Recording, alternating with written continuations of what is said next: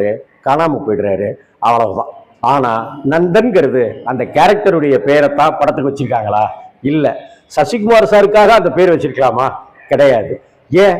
நந்தன்கிறது தலித்துகளுடைய ஒரு குறியீட்டு பெயராக அன்னைக்கு ஒரு தலித் இனத்தை சேர்ந்த நந்தனார் அப்படிங்கிறவர் எப்படி 63 நாயன்மார்கள்ல ஒருத்தரா வந்தாரோ, அதே போல நந்தன்கிற குறியீட்டுக்குள்ளார இருக்கிற அம்பேத்குமார் அப்படின்னு சொல்லப்படுகிற சசிகுமார் அவர்கள் ஒரு பஞ்சாயத்து போர்டு தலைவரா எப்படி உட்கார்றாரு?